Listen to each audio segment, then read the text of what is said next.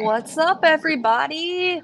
Welcome to Q&A with RNA. I am A, and that is Rich.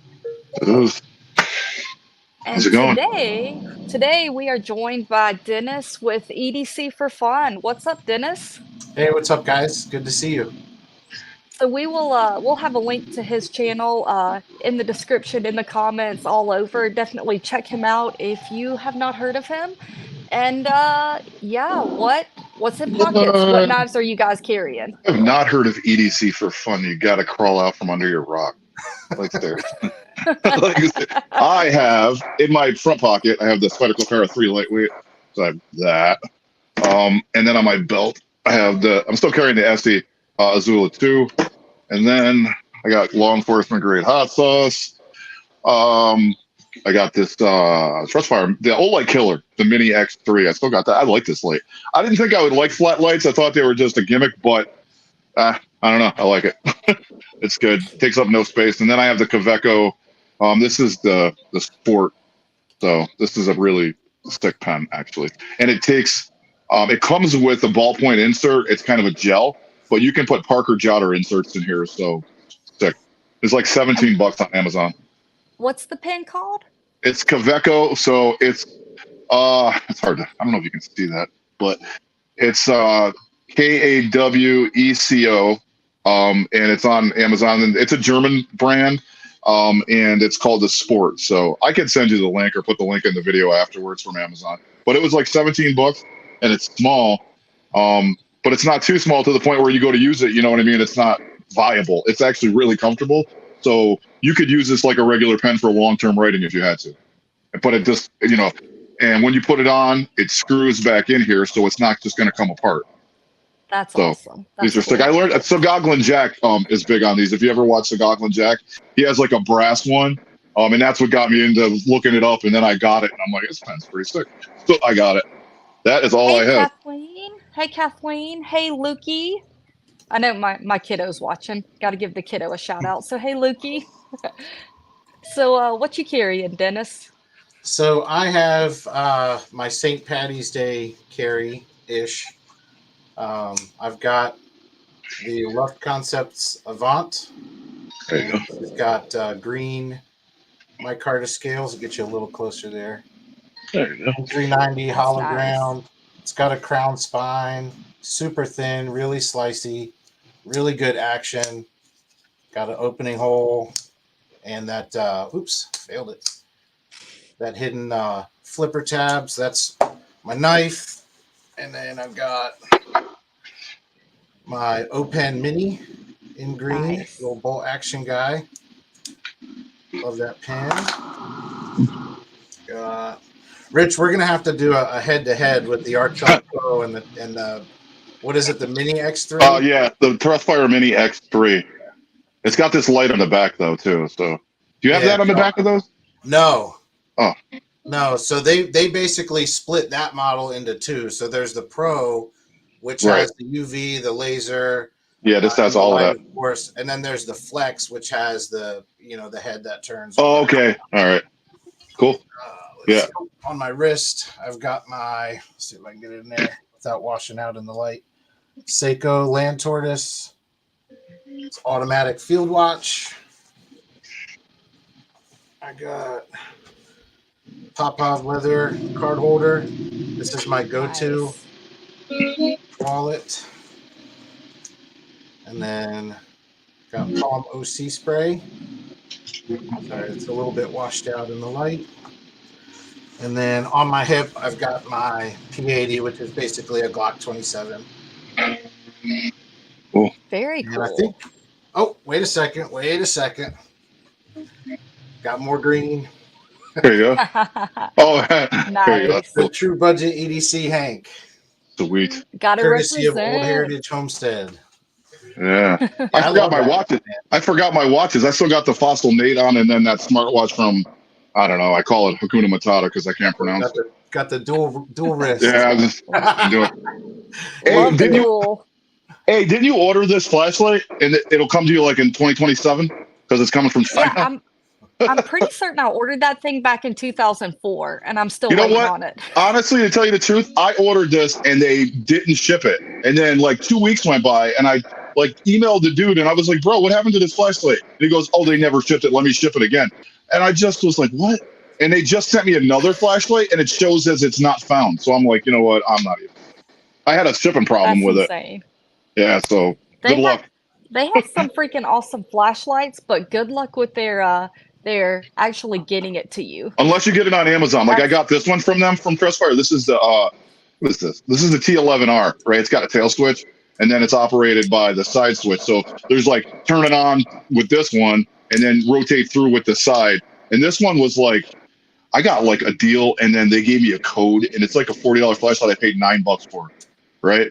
But it's an insane. 18650 and it was on Amazon and I got it in like 2 days. So if you get it on Amazon, you know what I mean? You'll get it like super fast. But if you get it from China, it'll take you like forever. Hopefully That's they put these. awesome. Hopefully they put these on Amazon eventually. You know what I mean? That way, because there's all those colorways. So yeah. Yeah, I really want to get Yeah. those. The funny thing is, with all the colorways, I kind of just want the black one. Yeah. I like Yeah. EDC. I don't know if you guys heard EDC Danny. He's in Israel. He just got one. He's on Instagram actually. He just restarted his YouTube, so he's on YouTube too. And he just got one. And I think he likes it. I don't know. I gotta like message him on Instagram or something and ask him what he thinks of it.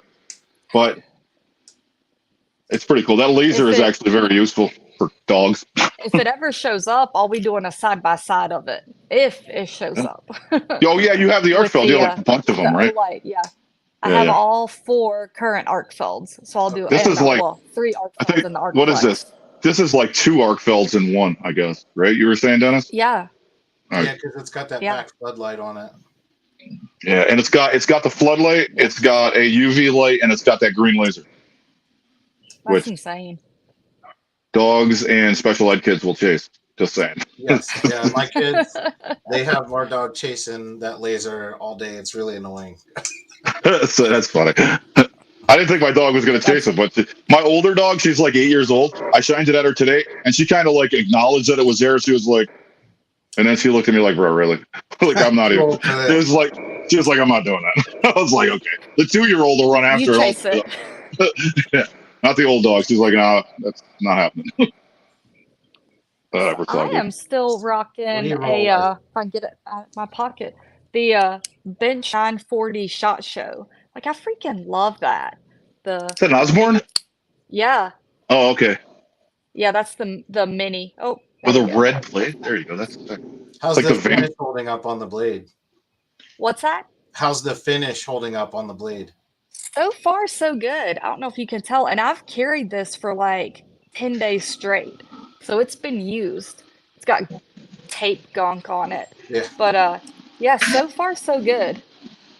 It's got It does Cerakote. have, I believe it is. It's got, you're probably not gonna be able to tell. It's got some wear inside of the point that rotates, which the is pivot. weird because it shouldn't be touching anything at all. Yeah, I guess it rubs against the stop bar, but yeah, or the lock. But that one's nice. I highly recommend it. And then I'm rocking the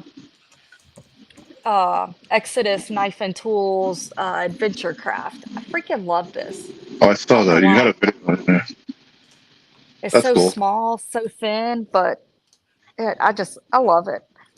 That's cool. Comes in that's a Noviz color, black on black. It comes in high vis with red steel and white handles. I think I'm gonna snag that one too. And trying to think if I got anything else. I do have a St. Patty's Day Hank as well. Got the leprechauns. Oh, I I had that got earlier. I put it well. EDC. Dude, you gotta carry it. It's the day. Now It's I've got my literally like right here. earbuds. It's literally like right next. Right there. There it is. Oh, Gonda?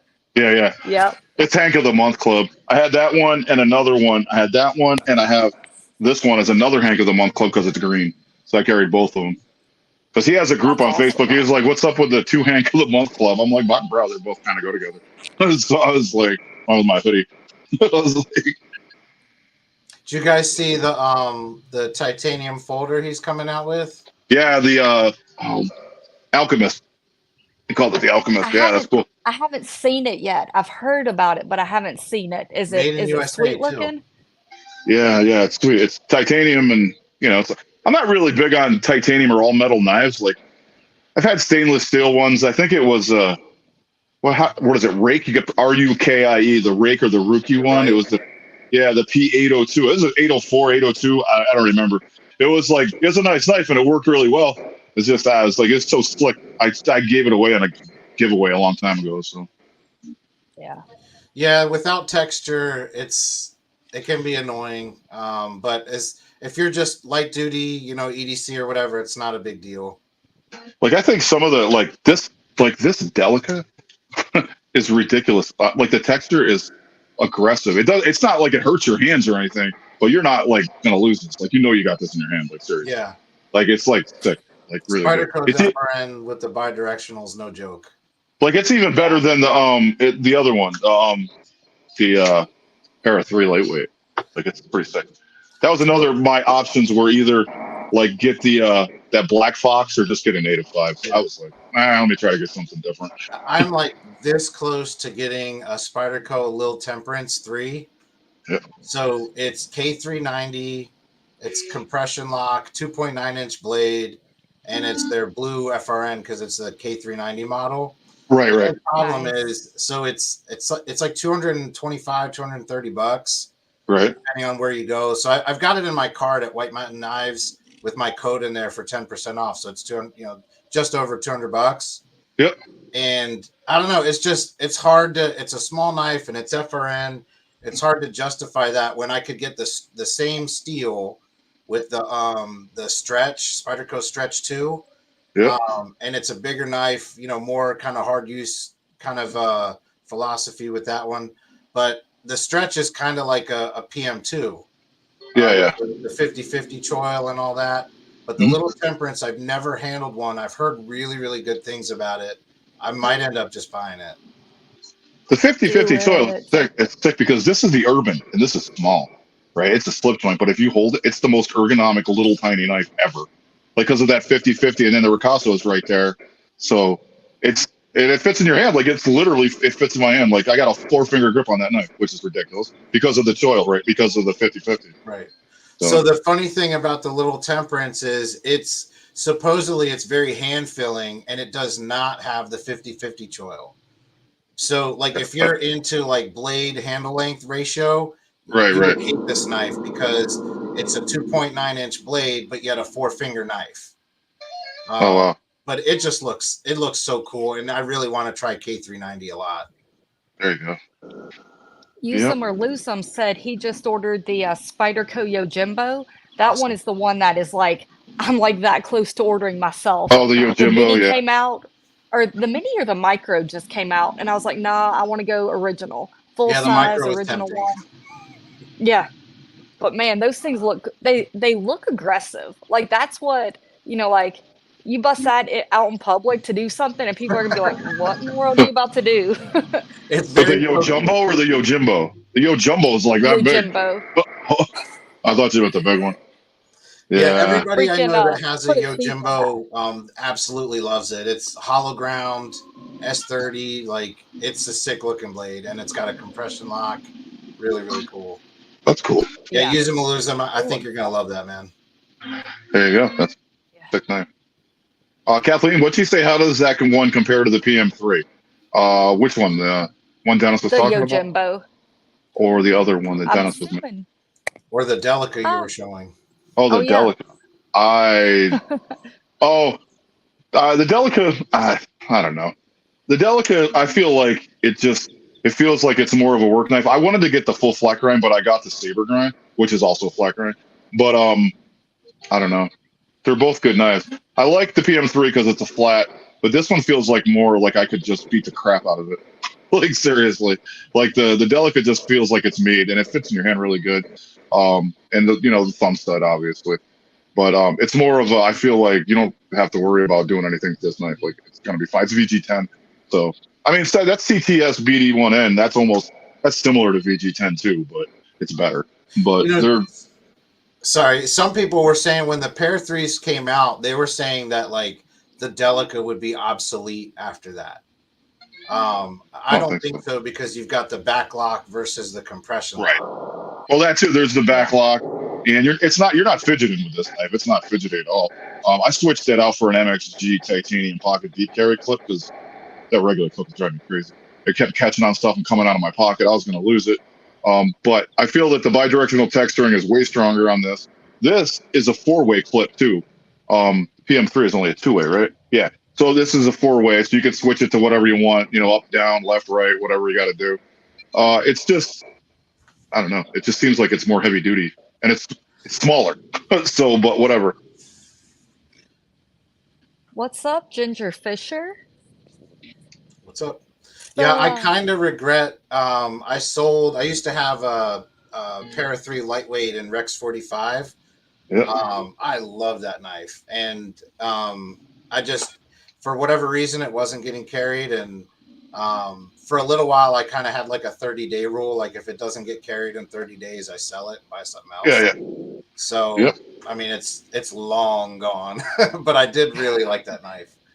That's cool. That's a good point. A lot of people mention that. I think who was Marine X was saying something about if you're not carrying something in 2, 3, 4 weeks, whatever, get rid of it, or not get rid of it, but rotate it out or whatever you're gonna do. And I mean, literally, I have like over 100, 150, 160 knives, something like that, and I'm carrying 5.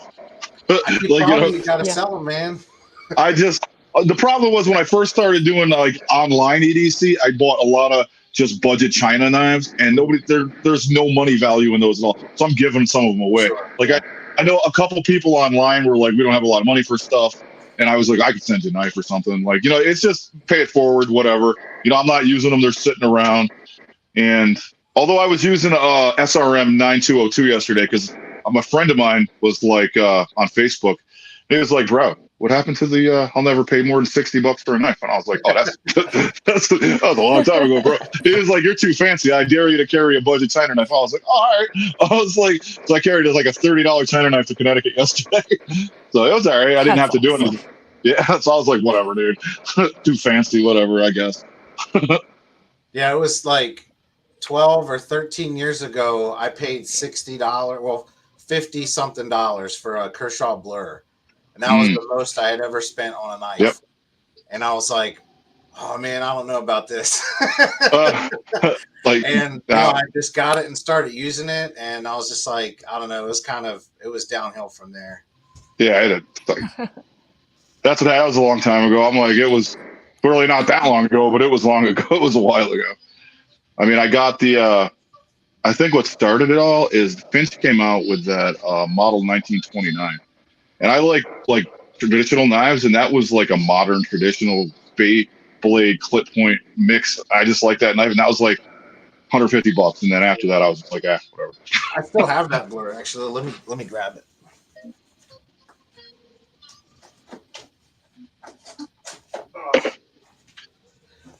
Yeah, this guy, dude, that's awesome. Yeah. So the end's all messed up from using it as a bottle opener.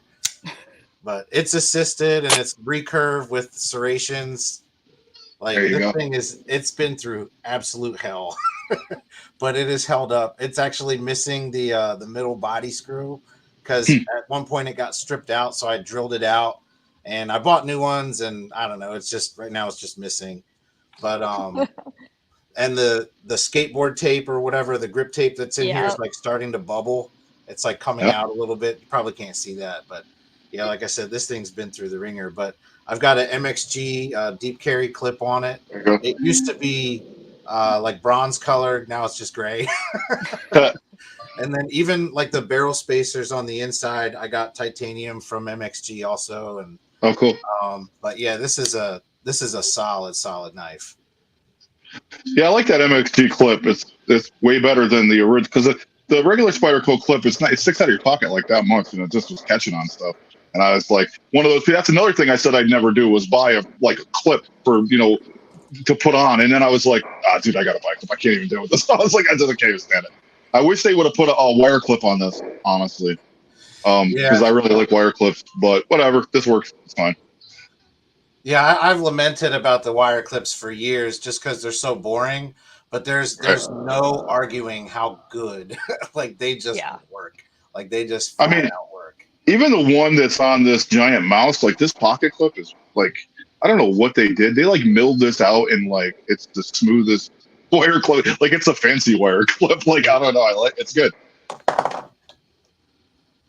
Yeah, they're So good. I got what one on a bunch of them, bunch of knives with wire clips.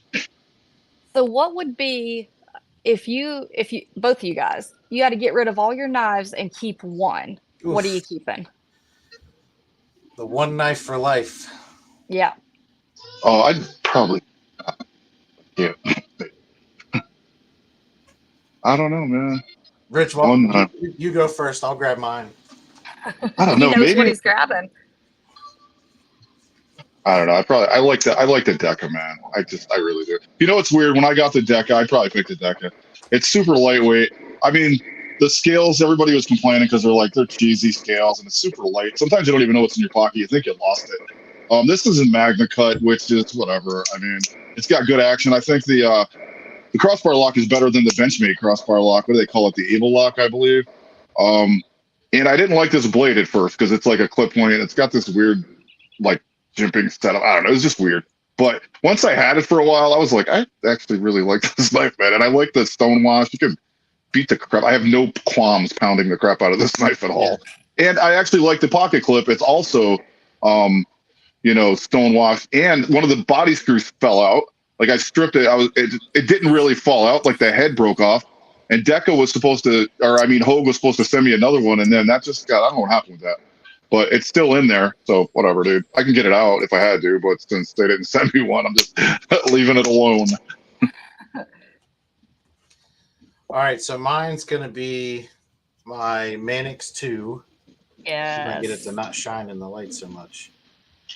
And so one of the reasons why I would choose a Manix 2 as a knife for life is because of all the aftermarket options. Like if I wanted a new blade steel, well, I can just swap out the blade. If I wanted new scales, I can swap out the scales. If I want to change the hardware color or go from steel to titanium or put a new clip on it. So aside from it being like a solid EDC knife that you can absolutely thrash on, it's got all kinds of, aftermarket options that just kind of keep it new and interesting. So if I had to pick one, I would take this, and there's a couple other that are in the conversation for me, like the Para 2, the PM2, the Shaman. Like those are definitely candidates, but this one is for sure the one that I would go with. And the way I have this one set up right now, I've got aluminum AWT scales on it, which have micro milling that you can't see on camera, but it gives it just enough texture. It's got a titanium ball cage lock. It's got a titanium MXG clip. It's got 20 CV steel. And the cool thing about these AWT scales is they delete the liners. So Nice. yeah. So the Manix is kind of known for being a little chunky. So these scales make it thinner, make it slimmer, make it lighter, improve the ergos, and it just takes an already awesome knife. It makes it that much better. So for sure, the Manix 2 would be my knife for life. So how hard was it switching out the scales on that? Because it's got the components for the locking mechanism. So the very first time I did it, it was a little intimidating. So the key is, and I've done it so many times because I've had I don't know, a dozen different Manix variations, and I've swapped scales. I've done all kinds of stuff with them, and the key is to do it one scale at a time. Okay. So if you just take off, start with the clip side or the show side or whatever, just do that one scale. It keeps the locking mechanism, which has a spring that wants to push that ball cage up into the blade. If you just do one side at a time, it keeps everything kind of intact. Nice. So, I mean, I think after doing it so many times, obviously it's going to be easy. But once I realized that, hey, I don't have to take the whole thing apart, I can just kind of do it, baby steps, and it makes it easy. And you don't have springs flying out, loosen parts, and that kind of stuff. So it's actually not that bad if you just take your time and do it one side at a time instead of the whole thing at once. I'll have to do that because my Manix 2 is carried less than it should be, and it's because of the weight. Like that thing is heavy, and you get something that you're deleting the liners, you're gonna save on weight depending upon what scales you're putting on, as well as making it a little bit thinner. Right. So Yours is the definitely give that G10 a one? shot. Yes. Yep. Yeah. So the only thing with AWT is they don't work on the FRN ones. Okay. So they only work on the G10 ones. But once you do that, you're almost going to be mad at Spyderco for not coming out with something like that. Like as good as the Manix is, once you swap to like AWT or something like that, you're like, holy crap! Like this is so good. Yeah. That's they need to get in the scale making business. Make some money on the side. Yeah, I mean, I've heard Eric Lesser more or less say one time that, and I don't know how true this is, but it did come out of his mouth, something to the effect of they like having that secondary market that they don't necessarily have to engage. That there are other companies and enthusiasts who make that thrive and kind of help their company grow just in a different way. That's cool. I like that because he's creating an awesome product, and then he's giving other people avenues to bring in a second income by making some scales on the side. So that's kind of cool. Yeah, he's a person I really enjoy listening to him talk about knives and about Spyderco and the history and their process and stuff. Anytime somebody puts out a video with him, I'm watching it because and his dad too. I just love hearing them share about like their perspective and their experience, and obviously I'm a big Spyderco fan, so there's that too. So All right. So for people who've never watched your channels or your channel, what would you say? What are you talking about? You're obviously EDC, but are you more geared towards a certain For fun. avenue? For fun. for Yeah, I fun. mean, for For fun. fun. Just a side note. So the fun tag is kind of like twofold. So one thing is I wanted my handle to be like kind of a throwback.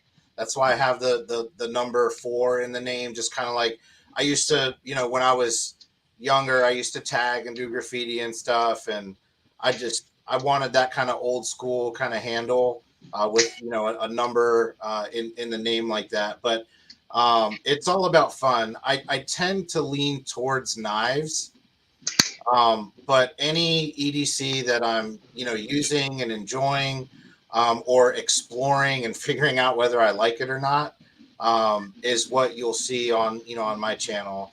I don't necessarily do the same thing or the same style all the time. I kind of change things up, over time, and that's because I don't really have a formula. I don't really have a plan.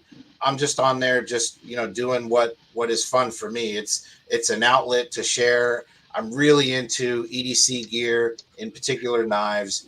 But at some point, I just decided to turn the camera on and start sharing that with other people. So that's pretty much what you get. That's awesome. I like it. Oh yeah. So are you Good. a knife reviewer, I guess? Like you give the specs, give the info, and then kind of give your opinion? So I have done knife reviews, but I don't consider myself a knife reviewer. Um, Yeah. I I don't even like consider even obviously I'm making videos on YouTube, but I don't even consider myself like a YouTuber. Like I'm You're not a part of the community? what's that? You're not part of the community? Yeah, I said in Join a the video I did community. recently something about the so-called community. I Like, love yeah, it. I don't know. That's a Yeah. whole other topic, but Seriously, that's a whole nother live. yeah. So, like I said, I have reviewed knives, but I don't consider myself a knife reviewer. I've had companies send me stuff to review, but I've never solicited a company to have them send me something. It's always just been I get lots of random emails. I'm sure as you guys do as well, and 99% of them I don't even respond to, but occasionally I'll get one from a company that I'm actually interested in. So I'll say, sure, yeah, send it. And I don't get anything other than that knife, right?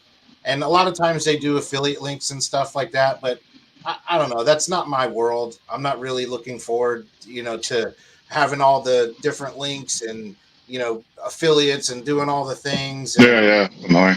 It is annoying. Like, it would be nice to, to be that motivated to do all that stuff. But the reality is, I own a business. So, I have a family. I've got extracurricular activities. Like, knife reviewing is not my intention. So if it happens, it's kind of by accident.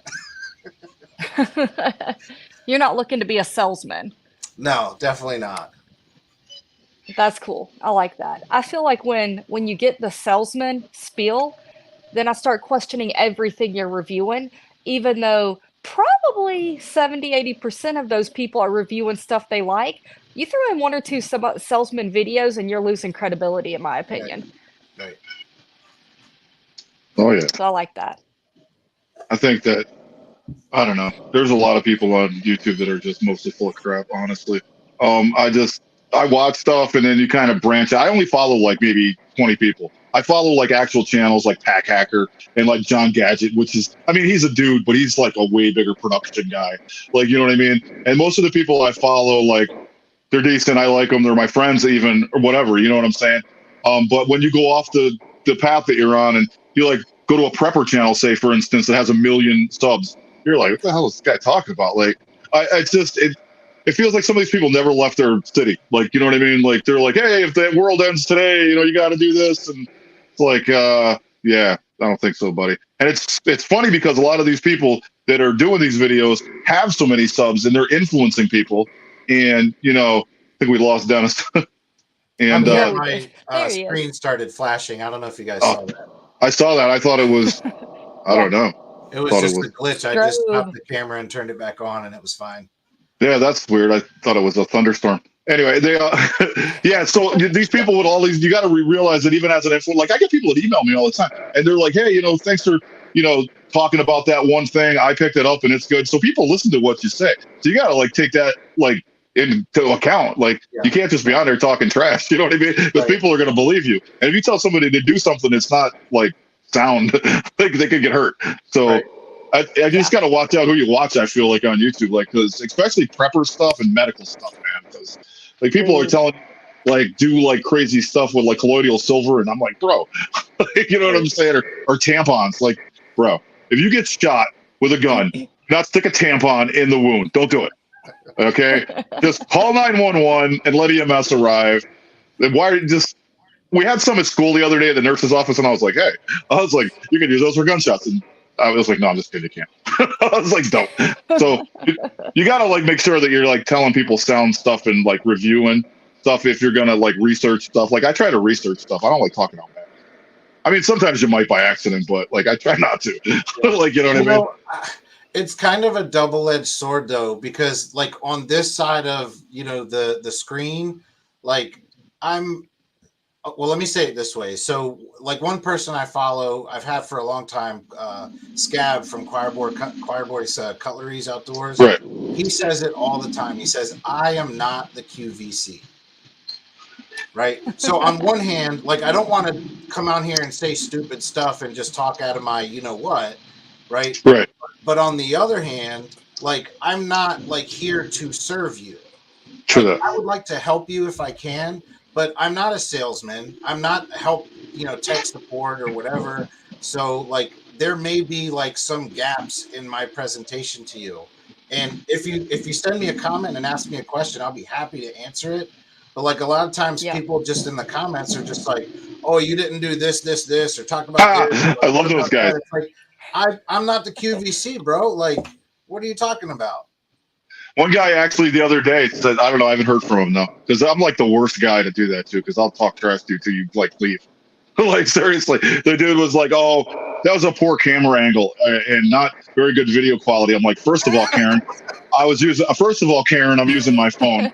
And sorry, I don't have the Karen lens that you like. You know what I mean? Maybe Canon will make a Karen lens for me so I can like help you. But until then, you're just gonna have to deal with like the Chad lens, I guess. I don't know. It's like so feel free to reach out and talk trash because it's just gonna get worse. It's gonna come back at you. Like seriously. Like I live for that stuff actually. So you know what I'm saying? But people, the majority of people are decent and they have like serious questions. Or, you know, like if you have a bag and you're reviewing a bag, they'll be like, you know, hey, have you taken out in the weather? Is it really water resistant? Or, you know, normal stuff that's real. Like, how are the zippers and like stuff like that. So that's most of the stuff I get. And a lot of it's on bags because somehow I got into bags like really bad. Like, you know what I mean? It's just one of those things. Like, you have the addictive personality anyway. So you go from knives to bags to pouches to just, I don't know, stuff I don't even need. And I'm like, I don't know. You're always looking for that one thing that you will use for everything that doesn't exist. Yeah. Yeah. Well, that's why I sell so much stuff, to make me feel better about it. Yeah. Seriously. It's not even knives anymore. It's just like something, anything. Like, you know what I'm saying? I don't know. Who knows? Yeah. How about you, Wayne? How do you see your channel? Me? Sorry. Yeah. I had wind coming in. I am I like to think I'm a well-rounded EDC channel, but I'm not. I don't do the flashlight reviews at night. I don't cut cardboard with my knives like you would expect from Cardboard? like all Oh the gear channels. Copper? You don't cut copper? Much turning into a chit-chatting pocket dump. Here's cool. Here's all my EDC gear at one time, and here's my opinions on it. Yeah. No, I like that though. I like it if you like go on somebody's live and they're just talking, like you just do it for no reason. Like there's not a topic. Like I think that everybody thinks you got to have a live and it's got to be about, you know, hey, I'm going to go over this flashlight today and I'm going to talk to you for 2 hours about this flashlight. Like, no, I'm not. Like, you know what I'm saying? Because I don't have that much to say about this flashlight. It's a light, you turn it on, it lights stuff up. That's it, right? Like, you know what I'm saying? I mean, as far as like the beam shots, nah, it's not happening. I'll do it once in a while, but hardly ever. If you want a beam shot, buy the effing light and turn it on at night, and you'll see the beam shot. Like literally, that's how it works. Like, you know what I'm saying? Like Dennis said, you're not here to like cater or like whatever. I'm just telling you if it's a good light or a piece of crap. I've told companies not to send me stuff. I've reviewed stuff and said that I've been appalled by the stuff that was sent to me. Like that one knife they sent me that Florida boy was like, dude, that was the best review ever. Because I was like so offended you sent me this piece of shit. Like, you know, like, I was just, like, I can't, but like, you got to just like tell the truth. Like, really, I think a lot of people don't. Like, there's a lot of shills. Like, you know what I'm saying? That's why I follow Marine X, because that Marine X will tell you the truth, bro. Like, no doubt. Like, that dude will tell it how it is. And I like that. Like, I'd rather not have somebody beat around the bush where they don't like it, but they don't actually say they don't like it. Like, you know what I mean? Like, if I don't like it, I don't like it. Yeah. Like, I'm actually surprised I like this flashlight. I like really am. But I do. So, like, whatever. But I think Trustfire is okay. They just have horrible shipping. Yeah. But, like, other than that, their lights are good. So I like the fact that you can just go on to a live. Like, when you do the Mountain House, that's cool. Like, you know what I mean? That's something people aren't doing. People are too focused on, you know, I got to tell you, like, how big this knife is and what I use it to cut. And, you know, that's cool, too. Cutting cardboard and cutting copper and stuff. That's cool because, you know, you need to do that sometimes, but you don't always have to. Right. Yeah, it's kind of a weird space because, like, on one hand, there's no doubt that, like, YouTube as a platform has, like, a significant, like, infotainment kind of, you know, aesthetic where people are specifically, lots of people are getting on YouTube because they're interested in a product.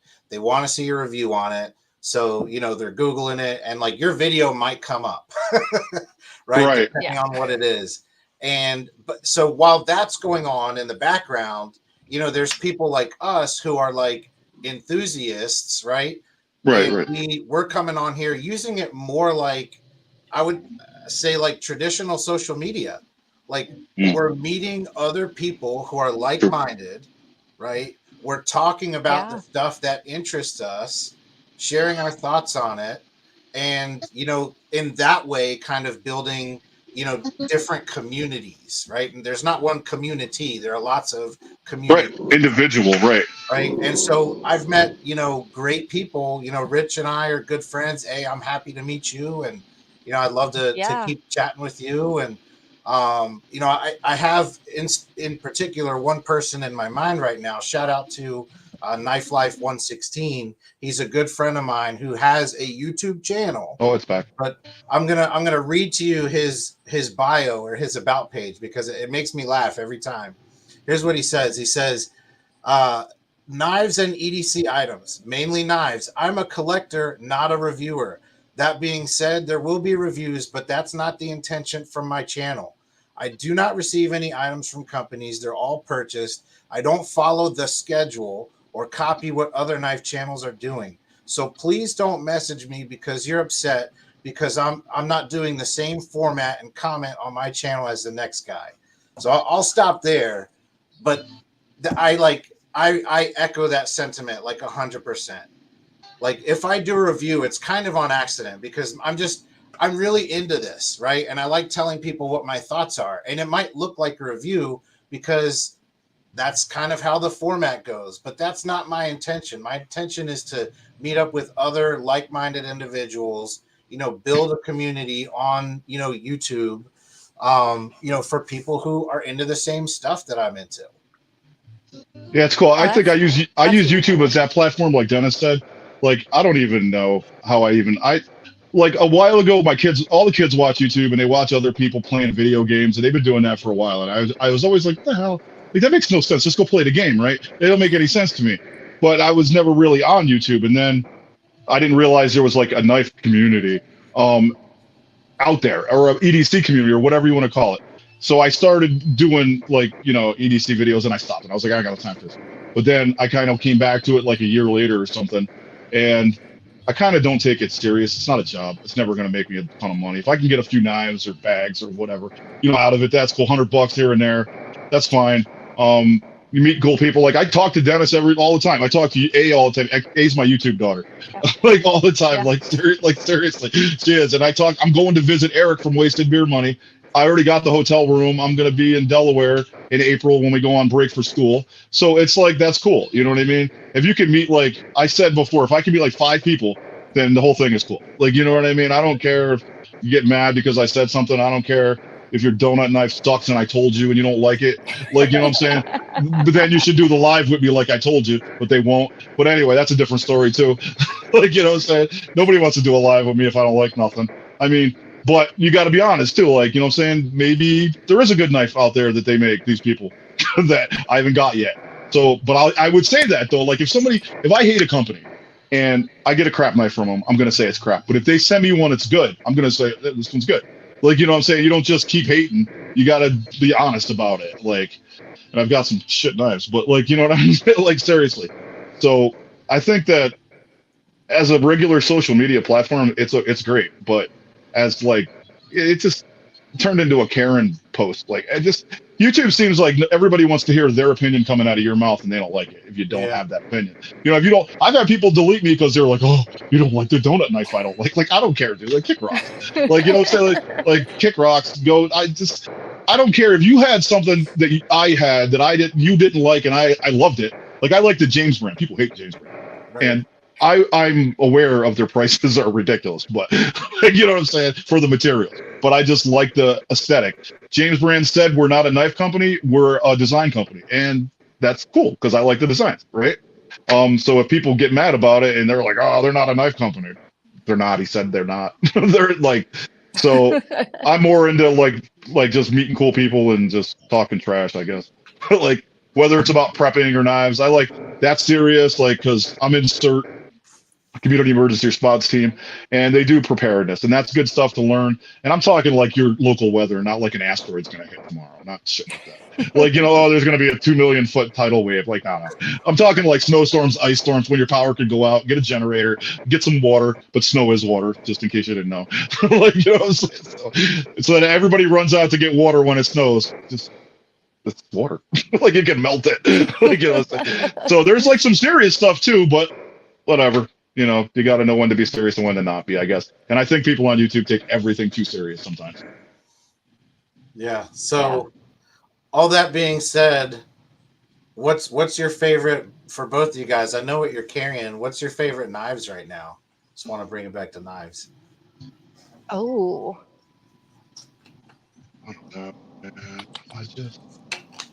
What else do I got? Well, Completely this Essie. Like, I really like this Essie, actually. I had that Watchman Brother knife I got that was a clone, and I liked the size of that knife, like, because it had a Kydex sheath, like a fake Tech Lock. You still have it? No, I gave it to somebody, one of the nurses I work with. Her daughter's boyfriend. I don't know if he's been collecting knives or he just started collecting knives, and I was like, all right, you can have this. So I gave it to her to give to him. So and then because this came in, and I was like, I like the fact that it's carbon because I like carbon steel, but it's got that coating, the epoxy coating on it. And then the micarta, you could take these scales off too. So I mean, technically, I'm not sure if they actually sell different color scales. But if they did, they would make a killing, seriously, like they should, because you can just replace them with other scales. But as far as, and it's really beefy too for like such a small blade, and it's a flat grind. So I don't know. It's just like this is one of, I think I didn't do a review on this because like you said, like I don't actually this knife has been around for so long, I don't need to do a review on it. Like, but it's like one of the best like fixed blades that you could EDC because of the size, and it's 100% USA made, and they got that lifetime warranty no matter what you do to it. It's just a solid knife. Like seriously, it's really good. Awesome. They make some good stuff. Pluto's Moons said the TRM Shadow, which I'll have to look into that. I don't know what that knife is. It's an awesome knife. Yeah. What is it? So it's another USA made. It's axis lock style, crossbar lock style, or whatever. Okay. It comes in a few different flavors, but it's so I've never owned one, and I regret that. I'll pick one up eventually. They're awesome. I will be looking into that just after this. So I'm gonna throw you a curveball. I think like my favorite knife I'm carrying right now, or that I have and that I'm really macking on is my Super Tinker. Like oddly enough, the Victorinox Super Tinker. You're getting a whole lot in there, and I don't know. Like I've been carrying the Benchmade 940 Mini and the small fixed blade for like 2 weeks, which is an eternity for me. I don't carry knives that long, and carrying those. The one that I've been like happily grabbing every day is a Super Tinker with some custom scales on it. So that's very cool. You know, it's fun. It's fun. It's cheap. Everybody has a Victorinox, but you can make them your own. Yeah, cool. I haven't had a Victorinox in years. Well, is yours the Tiger Stripe that you got the Devo knives, Dennis? Nope. No, I thought it would be that one. Yeah, so my favorite knife right now is going to be, this is the Null Knives Voodoo. Oh, it is just so well made, and it's so different from everything else that I have right now.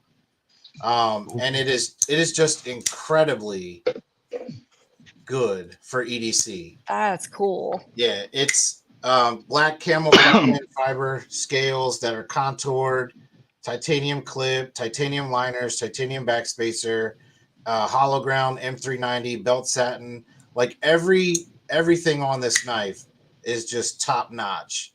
And these are made in China, but by Riot, which is world renowned for their quality and everything. I've got a few knives that were made by Riot, but this one takes the cake for sure. It is just so well made. It looks so cool. It's so mean looking. I will carry other knives throughout the day, but a lot of times at the end of the day, I'll be like, oh, I haven't had my Voodoo yet. So I'll go get it and stick it in my pocket, and I'll end the night with that. What kind of price range are you talking about? So they're not cheap. They're overpriced, and that's a whole other conversation. For some people, like I had somebody, and I'm going to answer your question, but I just want to make a comment. No, somebody commented on my, I had a Devo Mash short up, and this guy was like, $145 for that? No way. That's all that was? Yeah, right. So, like, again, I said a while ago, I paid, 12 or 13 years ago, $60 for a Kershaw Blur, and that was too much. That was expensive, right? But value is in the eye of the beholder, okay? So depending on what you want, you just have to decide for yourself if you're willing to sacrifice, some funds to get it. So that Null Knives Voodoo was like $400. More than, if you had asked me years ago, would you ever pay that much money for a knife? I would say absolutely not, never, not in a million years. But the farther I've gone down the rabbit hole, the more I appreciate things like that. And I've been willing to go ahead and spend a couple extra bucks on that. And I don't feel so bad about it because I've already said a few times I sell knives. I don't really keep them. So I can, sell one or two or three and be able to afford something like that, without any issues. So, but Yeah, that's for sure my favorite right now. That's cool. that's cool. Yeah, I think that like I guess it's I mean, I don't see I know people are always like, well, but everybody has a different budget, and I get that. But if you if you have any money coming in, you can save money to buy something. Like, you know what I'm saying? Or you can do like Sezzle or Klarna or Afterpay or something like that, or whatever. Even if you don't have a credit card, there's other ways to do it. And I'm always talking about that. People get so mad. Well, I can't just put away, $10 a week. What? Why? Like Right. then that like I don't. I mean, maybe you really can't. I don't know. Then do something else. Like I don't know. But it just seems like there's always a way. If you want it, you can get it somehow. Just you can. And I don't think like if you get a $150 knife, like I don't think that's a lot. I used to, like, you know what I mean? Now I'm like, it's not so much. Like, you know what I mean? But whatever. I mean, I'm gonna buy that Black Fox knife. That's D2 for $100. That's ridiculous. Right. Like this D2 should Yeah. like I was thinking all about that last night. Like I'm like, man, D2 is like $60 max. But like, you know what I mean? Eye of the beholder, like Dennis said, if you like something, it doesn't matter. You're gonna get it whether it's $400 or whether it's $60. Right. Yeah. I think don't that's know, the man. one thing that it seems like with the EDC knife community in particular, a new knife comes out, and if it gets in like the mainstream, everybody's like, I have to have it. And like sometimes FOMO. sometimes you genuinely don't know what materials you're getting and what you should pay for those materials, but it's like, hey, this is the hot knife, this is what I'm gonna get. And do a little research, like know your steels, know your handle materials, know the manufacturer, know the location, and then decide what you're willing to pay on that item. Like it's not that hard, but it does take you not listening to what talking heads are saying, but actually doing the research yourself. Like, hey, I like this steel. Like I like VG10. That is a I cheap love steel. VG10. That is That's not like a my steel favorite you still. should pay There's a ton of money on. I will pay a ton of money for VG10. If it comes from a company I like and I like the shape and look of the knife, I will overpay for VG10 every single day and I will not cry about it. so VG10's been around since like 1959, right? Like 154 CM2 has been around since the 50s. But VG10 is similar. There's other steels that are like a little bit above VG10, like Bowler N690 is a cobalt steel. Then you have like Carpenter steel, the BD1N. So there's other steels like it. So I find myself getting like VG10 and then steels like VG10 without even knowing it. Like I'm like, oh, I got Bowler N690. Oh, it's Carpenter steel. It's just everybody just has a steel they like. Like it's easy to sharpen. The only thing that I found out about certain VG10s, I have a James brand Folsom, and then I had a Rough Rider VG10 knife, and I used both of them for like cutting food on ceramic plates, and it flat spotted, like the blade. Both of them did that, and they're two different makers. So I mean, Rough Rider's China, obviously, it's not very much, $20 knife, but I don't know where they make James brand knives. I think Artisan does it, but that's speculation. Like, you know what I mean? So it's just sometimes it does weird stuff depending on what you're cutting on. But you can buff it out. Like you can just stone it out easy, like no problem. Because I hand sharpen. Yeah. So it's just all goes on what you like and not listening to what other people say, honestly, because people just always have something to say no matter what. Like, you know what I mean? So I take that with a grain of salt, I guess. And just always like it doesn't matter. Somebody said that I don't know what they said about me not being budget anymore. You're not true budget anymore. And I'm like, bro, you don't have to buy stuff that I have. Like, I'm just, and it is budget for me. Like, you know what I'm saying? Budget Like, doesn't have to mean cheap. right. I don't think it is. Yes. I mean, it's just quality stuff. Like, even if you bought something that's like, the way they're making knives now, like, you can buy a $40 knife and it's awesome. Like, seriously, it really is. Or you can buy a $130 knife that's better. In your mind, is better steel, better materials, better quality. It's all about what you want to do. Like, you know what I mean? I'm definitely not doing what everybody else is doing. That drives me crazy, dude. Like just jumping on the bandwagon and following people around. Like I hate that. Like that's one of the things about YouTube I can't stand, and any other social media too. I've left groups because of that. I've had people like get so mad at me because I went against what they were saying about steel. Like one guy with 14C28N, I told him was like HCR14, and the guy like so. First of all, if you write me a paragraph this big, I'm not reading it. Like just heads up, okay? So just for your own sake, don't do it. If you do it for everybody else, that's fine. I'm not gonna read it. It was just a chemical composition. I wasn't talking about heat treat. I wasn't talking about anything else. Nothing. I was just saying chemically they're similar. And since people get so mad if you I wasn't calling them out either. I was just saying, oh, hey, actually, like, you know what I mean? So that's how YouTube is, and it's weird, man. But you just gotta do what you want to do regardless. And even if I did say it's like HDR, like if you love 14C, then whatever, dude.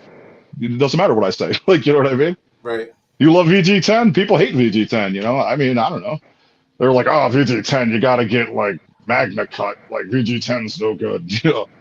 But it is to the person who's using it, I guess, right? Yeah. If it's a tool you have, you'll use it.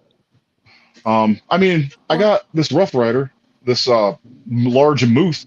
It's 440A. I mean, you got sharpening all the time. But like, I think me and Dennis, we talked about that, right? That there's too much emphasis put on steel. Because if you know how to sharpen, that moots all of it. Like, because you know how to do it. Yeah. Like, so it doesn't matter what steel you have. If you can sharpen it, you're good to go. Right. I mean, if you buy a steel like, I don't know, like the hardest, like 20 CV or something that it's hard D2 or whatever, and you're out and about and you can't sharpen it, you're screwed. Like, you know what I mean? If you don't know how to sharpen. So if you learn how to sharpen, no matter what you have, you're going to be able to use. Right. So there's that. That's cool. I like it. Knife conversation. Yep. Yeah, knives, steel, And whatever. I would just, a little PSA, since I have this right in front of me. If you don't know how to sharpen, get one of these. Yeah. The Work Sharp field sharpener. It's got two different grits. It's got a rough side and a finer side. It's got a leather strap on the back. It's got a ceramic rod on the top, and it's got these angle guides.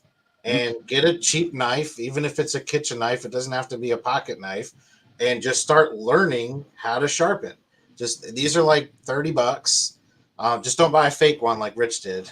Dude, that was another thing. I threw that away. I got my money back on that, though. I kept the rod, though. I took this ceramic rod out of it, and I bought, oh, man, something from SMKW, like the Benchmade. I don't know if it was the mini bug out or another knife from them, but they sent me like this butterfly opening sharpener diamond stone. So it's like 400 grit on one side and 1,000 grit on the other. And I just took a Ranger band and I put that ceramic rod with it. And it's like I call it my half-ass sharpening system because I don't want to go down to my garage to like pull out actual stones. I can just do it in the kitchen. I leave it in the kitchen drawer, and it works though. Like, you know what I mean? I mean, my kitchen knives don't have to be like, you know, nothing fancy. They're actually, I have Victorinox kitchen knives. Honestly, you can buy those. I've got some too. Do you? Yeah, I mean, they're good. They're steak knives. Right. Well, paring knives. Steak knives, and I've got their. Actually, I take that back. I think we have switched out all of our kitchen knives, like cooking wise, to Victorinox. Cool. Yeah, I got a bunch of that's a whole nother conversation. We got like food knives. Like, dude, like I know Dennis has got the Spidey Chef. That's a cool knife. He let me use it actually.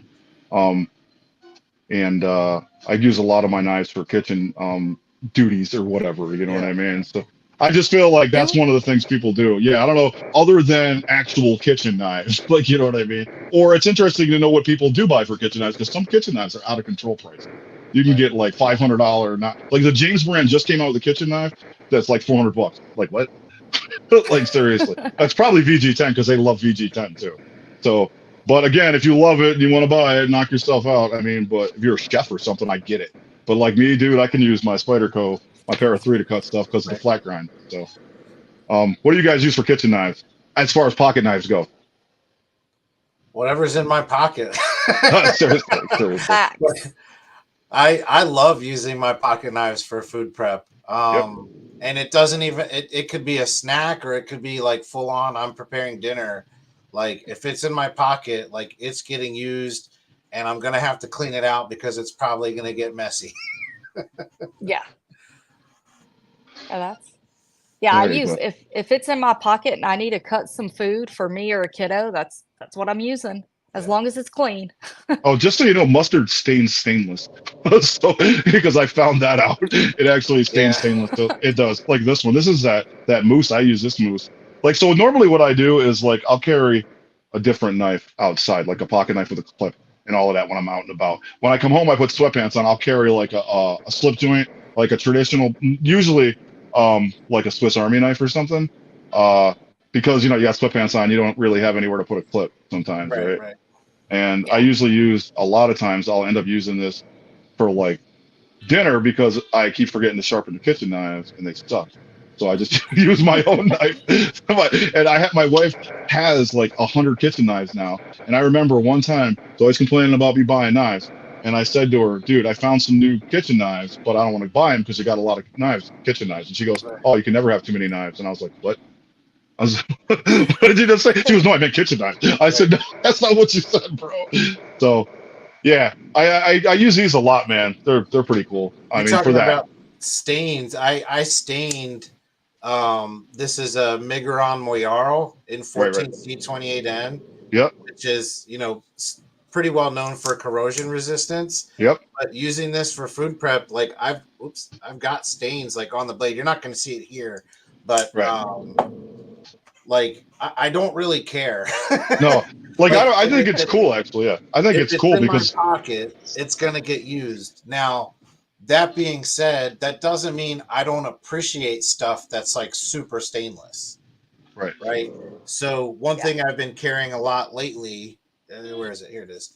This is the Devo Knife Stout V2, and this guy is in Vanex super clean steel. So this is like ultra corrosion resistant, and I'll be cutting up steaks or potatoes or whatever, and it gets all gunked up, and I just run it under the faucet, and it's all titanium, carbon fiber, even the lock bar insert, the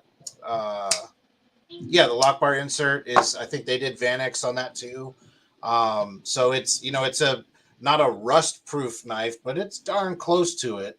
And I have, I like the fact that I can just run this thing under the water, shake it out, dry it off with a towel, stick it in my pocket, and not worry about it. And that's like what I've done with my Spidey Chef for years, because that's another one. It's all titanium. It's got LC 200N blade steel. And I take that thing fishing. I take it on the boat. Like, it's been in salt water. It's been in pool water. Like, that knife, it just doesn't rust. I shake it outer off, space steel off, and it's good to go. And that's cool. It's outer space steel. Yeah. So whatever. So I think it was developed for like something that NASA was doing, like, I don't know, ball bearings or something like that. Yeah. But it was developed at least in part for a NASA like deployment or whatever. I use this Magna Cut, supposed to be super stainless. I haven't really used it a lot, but I have used the LMAX, and nothing's. I mean, either one of them. It's like I'm not constantly, continuously using them like in a kitchen all the time, but I do use whatever is in my pocket too. But I really been using this knife a lot because I just want to see how the LMAX performs, because I've read some info on it, and they said that it's super stainless, but it performs like carbon, so it's like really easy to sharpen. And I have a lot of carbon steel knives and stuff, so I want to like 1095 or 1070 spring steel. So I just want to see if it's true. But it's held up fine so far. I mean, the only Magna Cut I've had so far was on the Kershaw Bel Air, and I was not impressed. I mean, I really want to get some Magna Cut from Spiderco, and see how I like that, because I'm sure it's gonna live up to the hype. But like I said, my experience with what I got from Kershaw was just kind of meh. So I'm looking forward to getting something in Magna Cut from Spiderco and seeing how I like it. Like, I use a lot of the carbon steel, like the old hickory stuff. So anything's better than carbon steel. So like for rusting wise, my wife rusted one of my knives, but it wasn't bad. I just used some really fine stainless on it to take the surface rust off. But it's just patina to me. I don't care. It looks cooler. If it gets that bad, I'll just put it in vinegar and let it sit there for 15 minutes, and it'll never rust again. But I like carbon steel because it's easy to sharpen. I mean, that's why a lot of people like bushcrafters and survivalists use carbon steel, because you can sharpen it on a flat rock, right? Like, you don't want to be out in the woods with nothing else other than like, D2 or something, because you're kind of, I mean, you can sharpen D2 still, if you know how to. But I really do like carbon steel. You just gotta take care of it. And with that being said, don't put 3-in-1 oil on your food knives. Facts. Just saying, because you'll die. Mineral oil is food safe, and it costs $3 at Walmart in the HBA aisle. And yeah, so whatever. That's a whole different story. This is what it's like. I like watch people, and I know people slip up and say stuff, but I can't take it too seriously, I guess. Yeah, But I've been known to talk out of my you know what before too. So, but like the funny thing is some people don't know that. They just think that you can just do whatever. You know what I mean? They just don't like put it together with the fact that a lot of oils contain chemicals, and there's fine like frog lube's fine. Like there's other oils other than mineral oil. I just get mineral oil because it's been around since like the Industrial Revolution. They've been using it for like a long, long time. I mean, I don't know about drinking mineral oil as a laxative. It is a petroleum-based product. I wouldn't do it all the time, but we're talking about knives, not about pooping in the mud butt. So, yeah, there's Well, a lot of dude, info. we Oh yeah, we've hit the hour mark, so I think I'm probably going to go ahead and call it for today. Dennis, All would you right. be down to come back for another one down the road? yeah, I'd love that. Thank you. Awesome. Cool. Well, yeah, definitely check out his channel, EDC for Fun. Yeah. True Budget EDC and prepping needs to have a knife maintenance, sharpening, and oiling to teach everyone how to take care of Hand their sharpen? knives. Yeah. I got Hand sharpen, Yeah. That's oiling, and you do that's another story. handles, pivots. So, Hey. like, okay, so yeah, for oil, like, I know a lot of people are all on the oil your knife blade constantly bandwagon, but unless you live like in the Amazon rainforest, you really don't have to oil your knife constantly. I have D2, and I honestly don't oil D2. It's never rusted on me unless I've done something stupid. The only knife that I ever had that wouldn't stop rusting, that I oiled it and it kept rusting even when I oiled it, was 15N20, and that was carbon. I have kitchen knives hanging up in my kitchen right now that are not oiled, that are 1075 and 1095. Nothing, no rust at all. So if I do that video, I'll mention that because I know I don't know if these people that are saying that work for like KPL or Frog Lube or something, but it's not really a necessary thing unless you're in an environment that's humid. You got to take that summertime all the time, like Florida or something like that. Like when I go to Florida this summer, I'm going to take that Elmax knife or the Magna Cut knife because of the fact that it's 110 degrees down there. It's like walking around in the Amazon rainforest, like seriously. Humid, yeah. Yeah. But also you have to take into consideration air conditioning. That leaves moisture on your, like if your knives are out, like I have a snake bite. It's like it holds 5 knives and it's on my ADC table, and I put like a hank over it. So I try to keep it like when it's summertime, because the air conditioning leaves moisture in the air too, obviously, right? And that'll make your knives rust. So, I mean, you just got to take into consideration where you're at, what you're doing, I guess. But if you're putting it away, like I have a case, you put your knives in a case, like it's, like kind of like weatherproof, if you would say, or whatever proof, it should be okay. I would think. I mean, don't take my word for it. And then you'll come on and be like, Rich told me to just put my knives in my case and they all rusted. You know what I'm saying? But I'll make a disclaimer. He'll give you a video to clean them back up. Yeah. But They'll steal wool and vinegar. Definitely check out their channels. We will all have new content for you soon. And have a great rest of your day, guys. Thank you, See guys. ya. Hey, have a good one. You guys have a good weekend. You too.